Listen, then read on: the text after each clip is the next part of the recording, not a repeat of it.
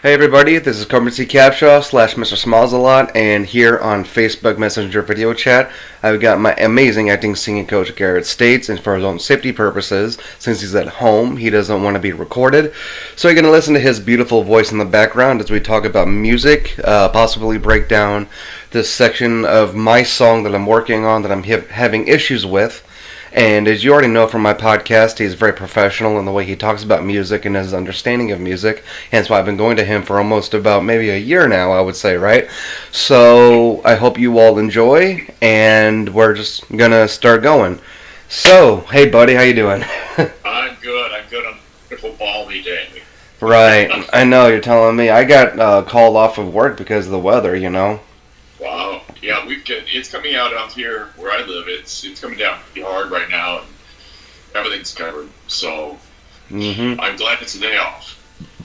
Me too. And the thing is that it gives me more time to study for my second courses at the St. Louis County Police down there off of right there around where the loop is, you know. All right. Yes, yeah. So I had my first course today. Went really well, and it's actually taught by my supervisor, who actually runs the business. And then tomorrow's going to be the second part of the course, and then the not written, but the true or false and multiple choice one. And yeah, and I'm pretty confident because, as you know, my first one, when I was working for that bad old company, I got a 92 on it, so I feel like I'll do just fine with this one. There are a lot more rules that I need to learn and understand, because the fact that I will be armed, when it comes to detainment and actually placing an arrest and probable cause and all that and everything. And, it's just weird how I feel like in the other one, I was learning all that, but what was the point when I was just a watchman? I wasn't even a real officer like I am now, or like I'm going to be tomorrow. You know what I'm saying? Right, yeah.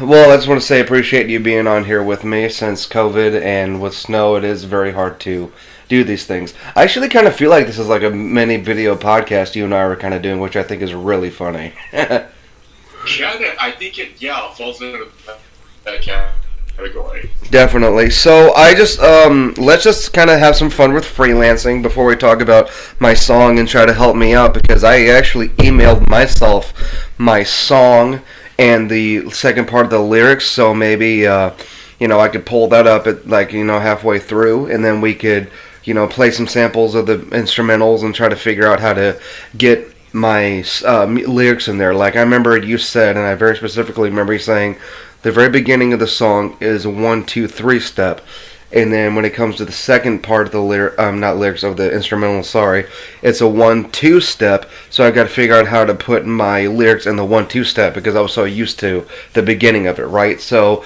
from your expertise and from what you told me last time I saw you live in person, what is your best way of how to do so? Like, put how to transition from lyrics into a 1-2-3 step to a 1-2 step, or just like finding the beat of the song. So like, what would you say about that? Well, the first part, it's like, from what I could hear from what you played, the first part you start out in 3/4 time, and then you go to a 2/2 time, and it's I don't know if you really need to do that. The guy that's helping you with with laying these tracks down, it just worked out that way. So you have to be able to feel that beat. So you got that waltz step, that 3/4, bump, bump, bump, and then then you're going right to a 1-2, 1-2. So you may want to take some time to not jump right in where the time signature changes, but give it a little bit of, like, a couple of measures of something, a song, so that then you can come in and it's not such an abrupt change. Mm-hmm. But I don't know if that works with what you got written. So, well, it's actually funny that you say that, because I actually feel like, I'm not saying this is a mistake, but I think what I did is that for the second chorus of my lyrics, before I go back to the repeat the very first of the beginning of my lyrics, I think I had the intention of, or like from what it sounded like, I had the intention of writing my lyrics and already in the first one, two, three cadence step as you were talking about, but for the second part. But so I don't know why it's hard for me to separate the two, considering how long you and I've been working together for so long, and you think I would know how to do it. It's not that I don't. It's just like one of those little kinks you have to work out. So. Well, it's a tricky little thing because you're going from from a very flowing 3/4 into a 1 into a 2/2, and that makes it a lot different feel. It's just a really big different feel. So sometimes it's tricky to do that. I don't know if you can take it back where it's all 3/4. You might have to write some more words or something, but some more lyrics. But it might flow better if it was that way. Right. You know what? I think you're right. Because. That actually makes me think, because I remember we said last time on the second part of my chorus lyrics, or not chorus, but towards the chorus, I said I think I should elongate the notes a little bit more. And I actually feel like that'd be a very good idea. So when I'm singing the second part, which is here, actually let me pull it up super quick as we are talking. I would definitely say that, here, let me go to my Gmail because I have it right here. Like we were saying, hold on, can I make this smaller? No, I'm trying to downsize my email. I'm not trying to, dang it, I want to be able to see this man's face. Alright, here we go. So, as we have here, okay, so on the second part, right, so where you say, oh baby, so let's see, oh baby, I love you with all I am. There's never been a love like yours. You know you have my heart, so read between the lines. And then never leave me for anything. I will always fight for you. And then chorus repeat, which would have gone to the very beginning of what I already have pre-recorded what I from my first one. So you're saying that in order to help out with that, I should instead of making that a 1-2 beat, or with the not just the lyrics but with the instrumentals, I should try to make it a 1-2-3. So you're telling me that it would be probably not a bad idea to elongate the notes a little bit more. Is what you're getting at, right? Yeah, just so you have your 3 beats in each measure.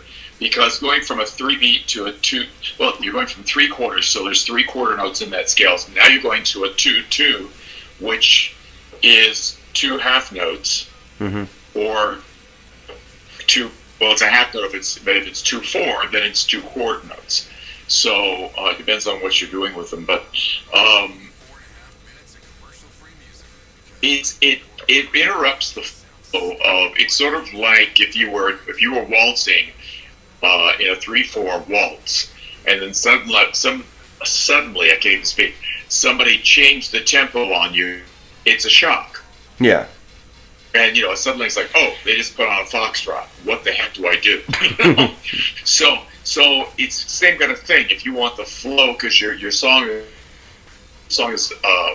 a love song. It's very sweet and it's going along, and then all of a sudden, so.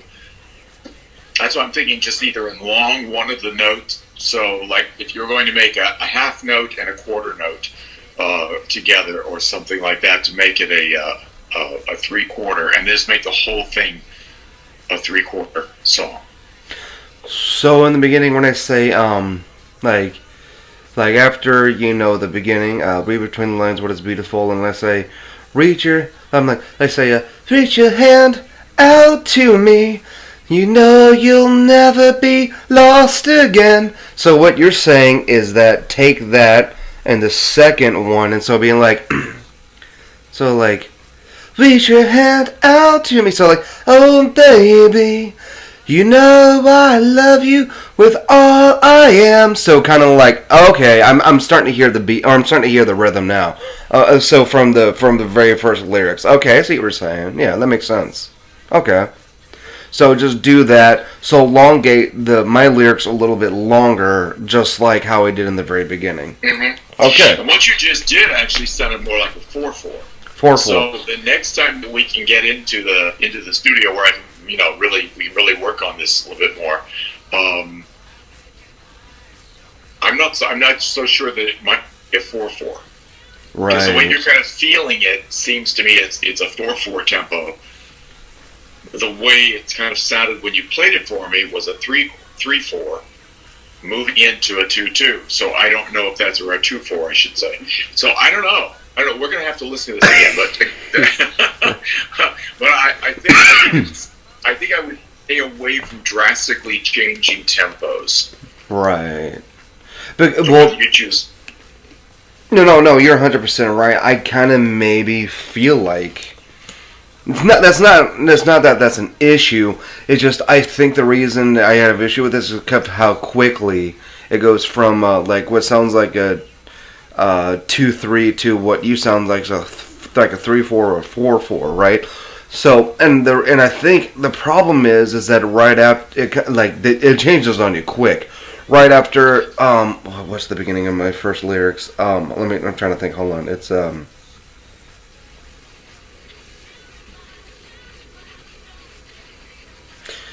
if you look at our love, I would never give up on us.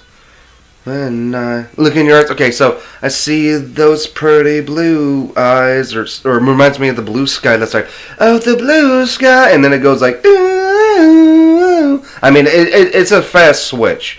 So I feel like maybe we could, or I should, make the switch going into kind of the bridge, or to me, what personally sounds like the bridge of the instrumentals, make that into a 4/4, and then make the first beginning go like a 2/3 or a 3/4. I feel like okay.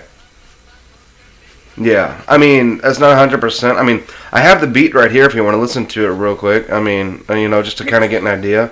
Yeah. Okay. All right. 1 second. Thank goodness I emailed this to myself. All right. Let's see if this will work. Can you hear that? Yeah. Okay. So if we just listen really quick.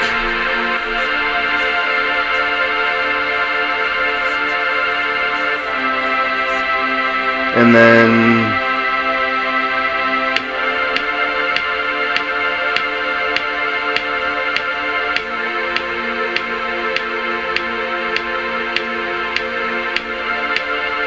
I should cut the beginning a little bit, but I kind of like it though. 1, 2, 3, 4. It might be a 4/4. You might be right. It's a 4. It's a 4/4.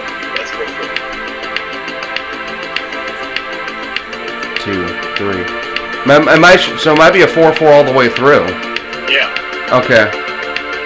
Because the beginning starts right.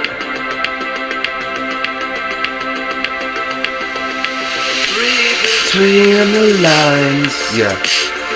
What is beautiful? And then reach your hand out to me.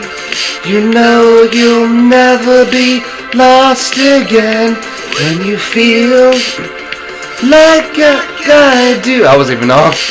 Love will be forevermore. If you look at our love, I will never give up on us.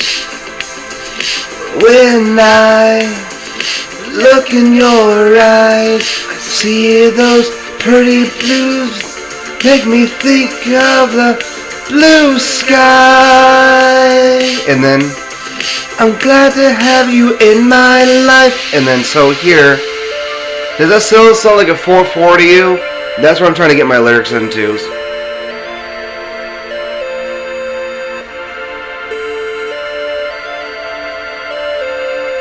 And then right here is where I go back to the very beginning chorus, right here.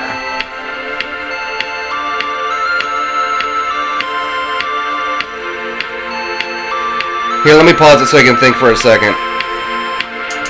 But do you get what I'm saying? Like so. Yeah, I think what it is just that you just do a little poco ritardando there, where you're just slowing the tempo down a little bit, sort of like stretching taffy.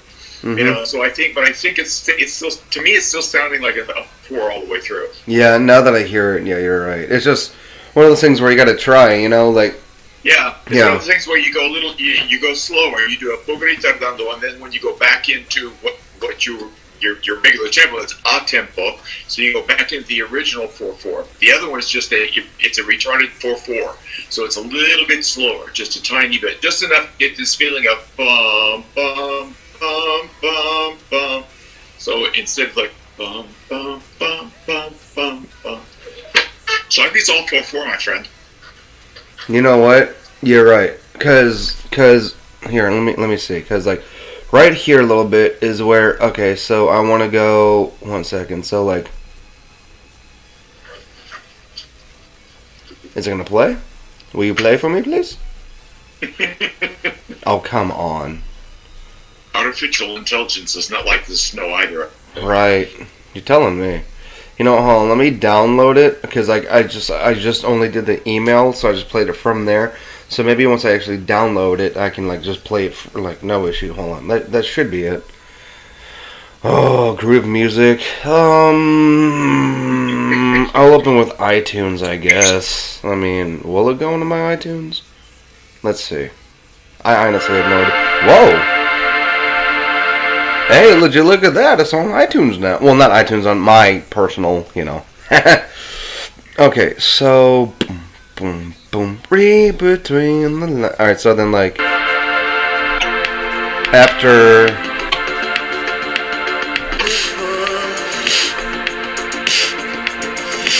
Reach your hand out to me. You know you'll never be lost again. When you feel like I do, our love will be forevermore. If you look at our love.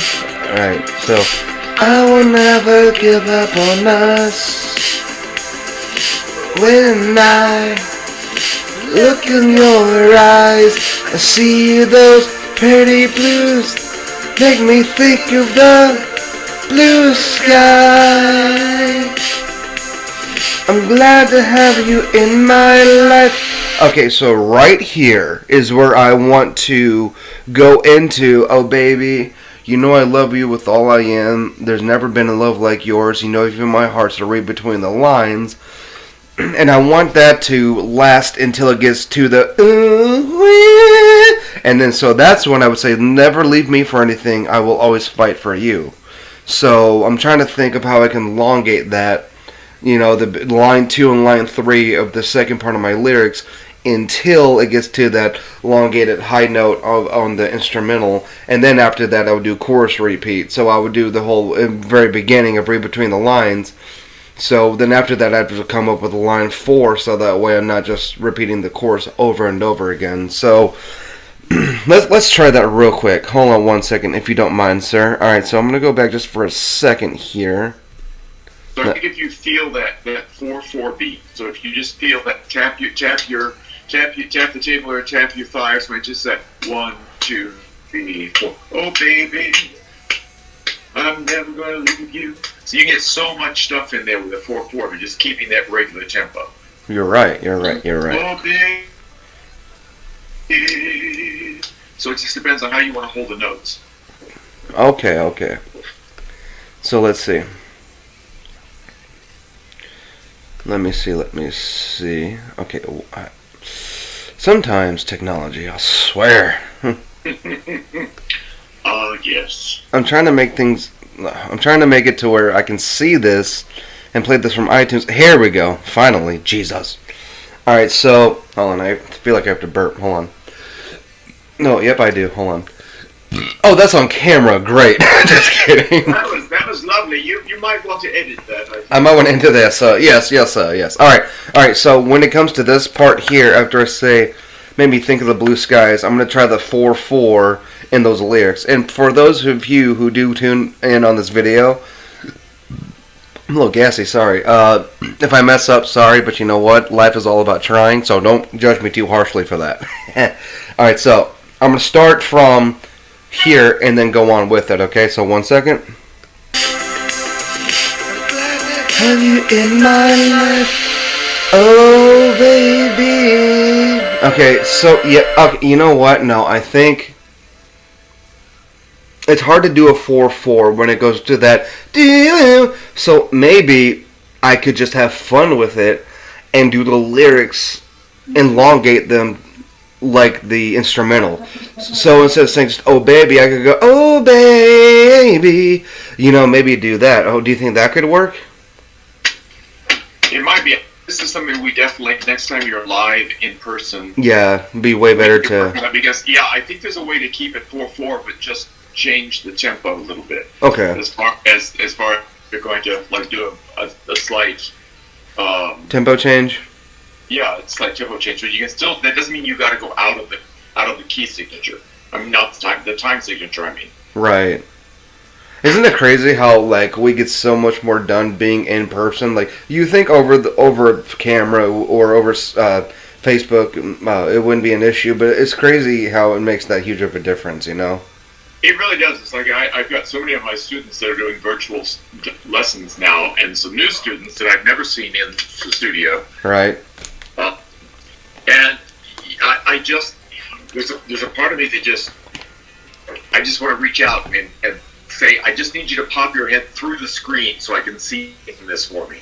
Because, there's nothing like live. You see everything. You see the jaw tension. You see the lack of the jaw tension. You see, there's so much. It's like, thank God we got this ability for virtual lessons. Mm-hmm. Because it's a pretty darn amazing thing that's happened. But there's nothing like live in person, that energy, that being able to see every little nuance. Mm-hmm. It's like my acting students that are doing this. It's just not the same as in person. I can tell when they're going to breathe, or I can see when they're going to breathe before they say another line. That may not be what they do because the intent of that acting line right there may not. It's just strange. So yeah, you really don't realize how much you miss being in person until you have been and then not. Well, yeah, that's like when you were helping me become better acting on camera and getting comfortable to even do this at all in the first place. I'm not trying to brag, but I'm surprised with how comfortable I can sit here and record myself and have no issue doing it. But I definitely think besides the singing, finding my acting voice, keeping my very forward in the mask. Sorry, I had to be silly. But those monologues really helped a lot too. When you had me do those monologue readings, those really helped a lot as well. Right.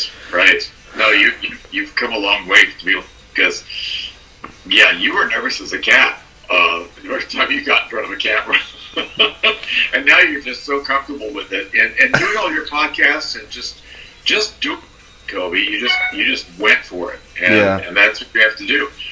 And if you get the paralysis of analysis, it just stops you right there in your tracks and going, let's just do it. Mm-hmm. Fall on your face a few times, get up and go, all right, I know not to do that again. Right, that's just like with anything in life, I know there's those motivational quotes or those hashtag food for thought posts I do all the time, but it's like, it's, what do they say? No one else is going to get up for you but you. Which is true. Let's be honest. I know. Actually, I don't because I'm not you. But I can only imagine the frustrations you had trying to become a music teacher and acting coach. I bet you probably went through more hurdles than. Yeah. Right? Yeah, there were. Once I got past those. And it was basically my own insecurities I had never taught before, except, I was always on the road with a show. I was always flying off or jetting off to do a concert in Europe or whatever I was going to do. And I never thought about teaching. And then one of my leading ladies mentioned to me, shortly after I started teaching, and she said, I expressed my concern with this choice I made to do this. And she said, well, don't you remember? She said, you were helping 3 or 4 of the people in the when they lost their voices, or when they were having this problem or that problem. You were right there to help everybody. And she goes, you never thought a thing about it. You were teaching. Yeah. And I went, oh, okay. And then you learn from your students. I have a wide variety of students. Right. And you listen on how people learn. That helps you know what you're teaching and what you're not teaching. Right, so like as you know, I'm not trying to, again, I'm not saying I'm like, who's a singer that can sing almost any kind of genre? I'm trying to think, but anyway. Point is that I can sing almost any song, but you and I figured out, and let's be honest, my voice fits better with pop and hip-hop music. And there's nothing wrong with that. You just have to find what works for you. I mean, I could sing a country song. I could do a classical. I'd have to work on my opera a lot if I wanted to do that. But what I'm saying is that I'm okay with knowing that. Hence why I know once I do release the song, once it's fully finished, however long that's going to take, it's going to be a pop song. For those of you who already listen, you can clearly hear in the instrumentals that's all pop. And you know what? That's fine with me. I do not mind that at all because I know what I'm comfortable with. I'm not saying I don't want to go outside of that. Like, perfect example, one of my favorite country songs to sing is Whatever She's Got. That's a great song, Blue Jeans. I don't want to get copyright claimed, but it's just, I don't know. And oddly enough, even though that is a pop song, my voice seems to fit it well, or at least the voice that you have helped me find. And speaking of which, and I wanted to ask you this because I thought this was always pretty interesting. We know that I have my own singing voice, obviously, and I don't try to do it on purpose. Pardon me. But we've also figured out that my voice sounds very closely to Charlie Puth's and sometimes Drake Bell's. Why do you think that is? I wanted to say personally, I think it's because, as you can hear when I talk, like, it's kind of, my voice is already kind of nasally. So, as you said, I have the advantage of already speaking in the mask without even really trying. But when I sing, though, I don't purposely do the whole, like, my voice sounds like it's like I'm using my tongue, like if you look at our love. Well, that was a bad example. My throat's a little bit dry, but on my good days, let's be honest, I can sound almost exactly like Charlie Puth, and I'm not meaning to. I'm not meaning to copy another artist, but that's just how my voice is. So, why do you think that can be an advantage for me? And like, why do you think it's a good thing that we figured that out together? I'm just curious. Well, I think your range fits into similar range that Puth does, and your sound is more of a tenor sound, like more of a pop sound, not a classical tenor sound, and so it's not unusual for people to say, you know what, that kind of reminds me of so and so doing that, because hearing it, you've heard the song. The songs that you sing that are his are written for his voice in that particular range. Mm-hmm. So when you've got that, you get into that lighter pop sound that you have now. It's going to sound a little bit like him. I think psychologically, you hear him in your head maybe doing this, and this is how it's supposed to sound. Well, and now you can make those sounds. So it's kind of, I think, it's coincidence that you have that sound. Yeah. That he's out there, you kind of sound like him, or maybe he sounds like you. Well, that's like. I think that's what it is, because it's like when I listen to people come in and they've been listening to a certain song or something. There's a certain amount of emulation that goes with that. Not meaning to sound like that person, but you can, so you do. That's like the, oh my goodness, I cannot think of his name. He actually did half of the singing for the Queen movie. Whatever was his name. It's going to drive me crazy not remembering. But that guy can sound just like Freddie Mercury. You've seen the videos I've shown you. That, like, what? Like, I don't know how he does it. Well, he said he's got that lower jaw and it sticks out more, so it gives him like that those extra vowel sounds and everything like Freddie Mercury could do. I'm afraid, not afraid, but I don't want other people to say you're trying to sound like Charlie Puth. I'm not. It's just my voice, and I know that in the music industry these days, people can't stand when other people try to imitate other artists because they're like, you don't have any originality. And I'm a little bit afraid that once I do release my song, that might be a factor. What do you think about that?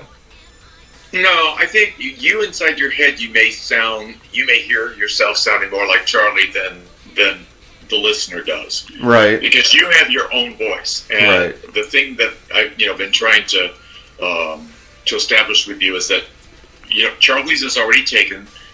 Don't try to sound like that. Use yours. Right. And you really do more than you think you do. But I think you hear the song. The first time you ever heard the song, it was Charlie singing. So I think that is in your head a little bit. But you're not emulating him when you sing it. No. You're singing Kobe. So. Yeah. Although I think it's hilarious how you told me the number one issue that some of your students did, and I guilty as charged, I did it too, is that they would try too much to imitate the other singers. But I think it's funny how you told me that if we're not together, the only artist you want me to practice my voice with, to warm up, to sing, to find new ranges, is Charlie Puth because of how similar we are. And even that actually meant a lot because that made me think, holy smokes, my acting singing coach thinks I sound almost like one of the top selling pop artists of the world, and he was like, hey, don't imitate anyone else, but if you're gonna do it, do his voice. And I'm like, what? So I mean, that's cool. That's cool. Don't get me wrong. I love it. It's just like, again, I know it's my own voice, but I mean, you've heard about all that flack before. People are like, oh, you're trying to sound like Michael Jackson, or like you're trying to sound like I don't know, Jason Mraz or Jack Johnson or blah blah blah, John Mayer. A lot of times people will do that low, smoky, breathy tone, which I can do as well. And then a lot of people say, oh, you're trying to sound like John Mayer or Jack Johnson. It's like, no, I'm trying to do my own voice. Like, I'm pretty sure. Like, what's a good story that you could tell me of where you've where you might have even personally run into that, where someone's like, you're trying to sound like, please don't get mad at me for not remembering, who was the really famous opera singer, and you actually have his picture in your studio, the beard, and what's his name, Giovanni? No, what's his name? Yeah, so have you ever been accused of, not accused, but has anyone ever said, like, when you sing opera, you're trying to sound like him too much, or you no, it's not like Joe, because he was, but when I very first started out, I did not come from, I came from a little town here in Missouri that didn't have much music. Yeah. And so for me to listen to anything that sounded like opera, I literally had to had to get the recording and listen to it. Mm-hmm. And I got a couple of people stuck in my head, and I was subconsciously trying to sound like them and carry the notes like them. When I had my very, very first voice lesson, the thing my teacher told me was, he said, you've been listening to so-and-so and so-and-so. And I said, yeah. And he goes, okay. He goes, I want you to get them out of your head. He says, because they have about 30 or 40 years on you. You can't make your voice sound that heavy and that dark. You're too young. Right. So we all do this, whether it's subconsciously, we hear somebody singing, it's like, oh, I want to sing. I had a tenor a few years ago that just loved Mario Lanza and came in and sang some of the songs that Mario Lanza sings, and was trying to push his voice into that place that Lanza does. Mm-hmm. And I said, why are you doing that when you've got a perfectly good voice that you were born with? So let's use that one. Right. And when he finally started really trusting the fact that he had a voice, need to borrow Lanza's, amazing things happened. I mean, his voice just opened up like crazy, and he was like, "Oh my Lord, I didn't know I could do that." And I said, "Well, you let another singer get in your head." So that's the thing that we do, and You actually, I remember when we first started, I would do that. Like, as you're helping help me find my singing voice. You said, okay, you're able to hit that note, but not quite there, and you're not using your own voice. I remember you asked me, why is that? And I said to you, my whole life, like, before I got lessons with you, for some reason I realized, or I know that I would place my voice where their voice was.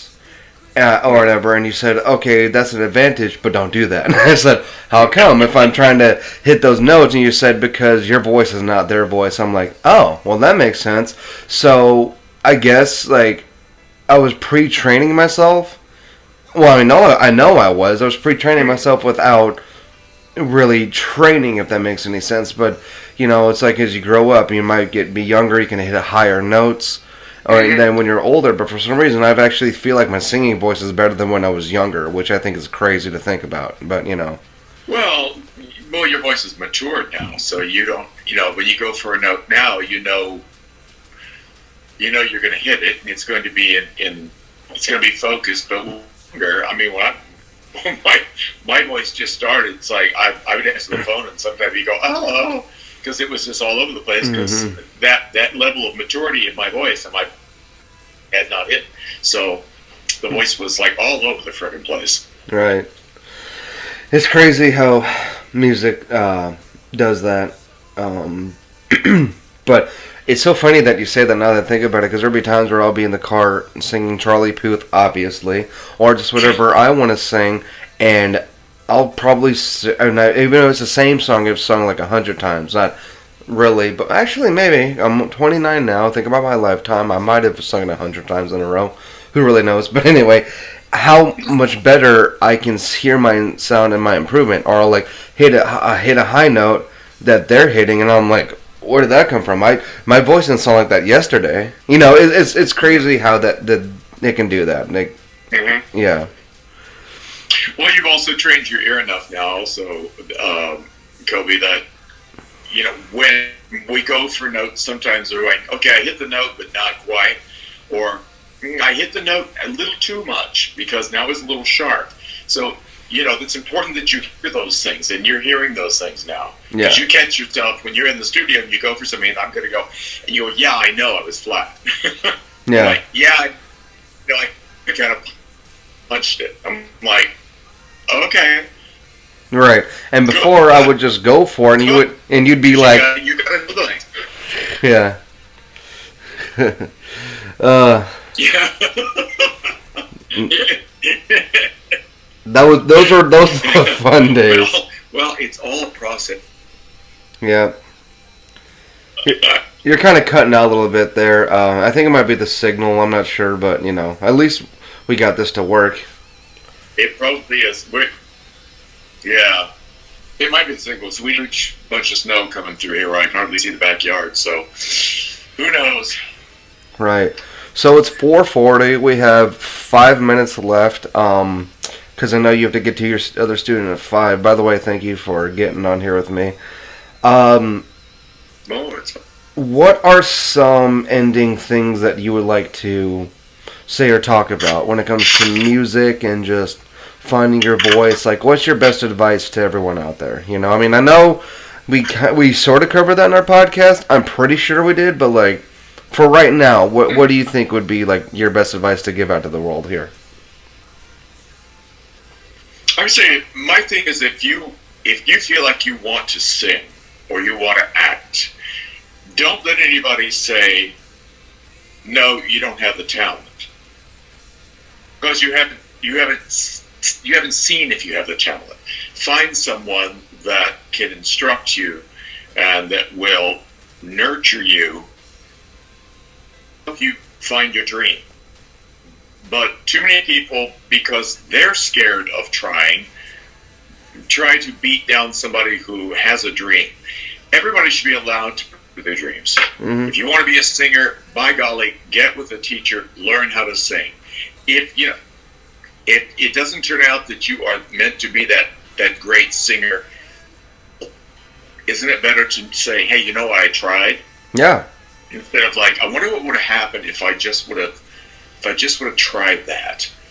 Same thing with the acting. It's students that I have no idea what to do. I've never acted before, and then we start. It's like they're scared as could be, and then little by little they gain a confidence, and it's amazing to just watch that confidence take over, and all of that self-doubt just go away. So, if you're dreaming, dream it, go for it. That's just like that was great advice, thank you. And not only that, but that's just like it was my third or my how many plays did I do in high school? Let me think. It was first one was shoot. Well, one of them was Crazy for You. The other one was South Pacific.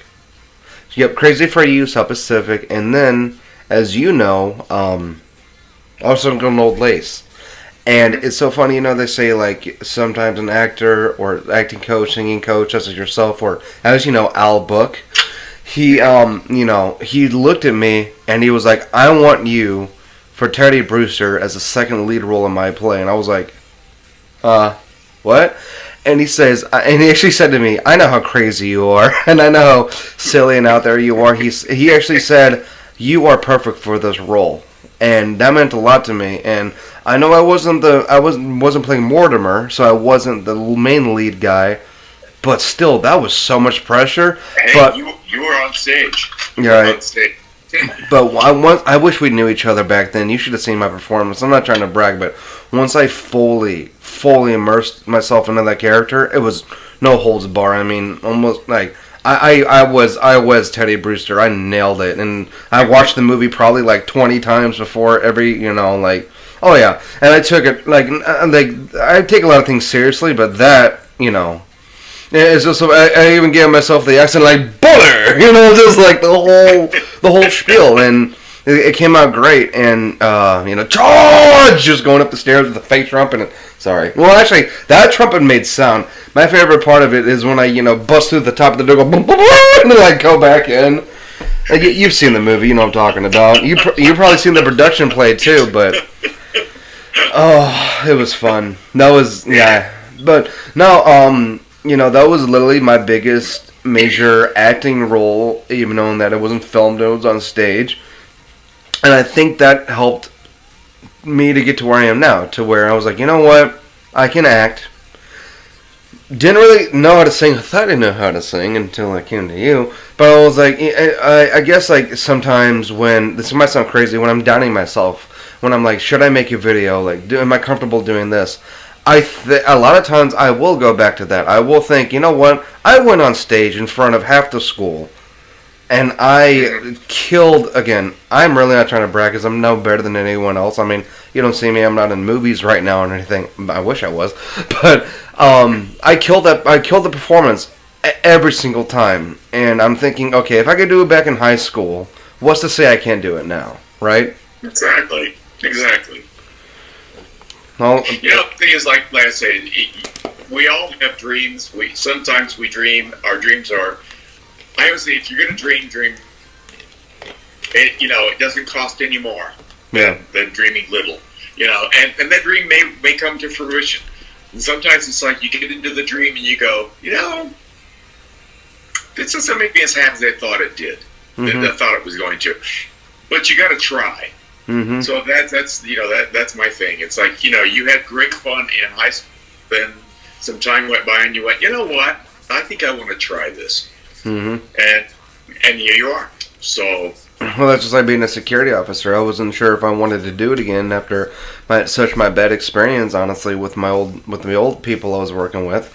And you see how much I'm loving this new job now. I mean, I actually come home to my wife happy. I'm not mad or angry anymore. I'm not wanting to rip the world apart. Yeah. So, yeah. I mean, I know it's one of the most oldest cliche quotes ever, but it's so true. You miss 100% of the shots you don't take, right? Mm-hmm. So, I believe that's true. I think so. I think it is. So that's why it's like, take as many shots as you can. Exactly.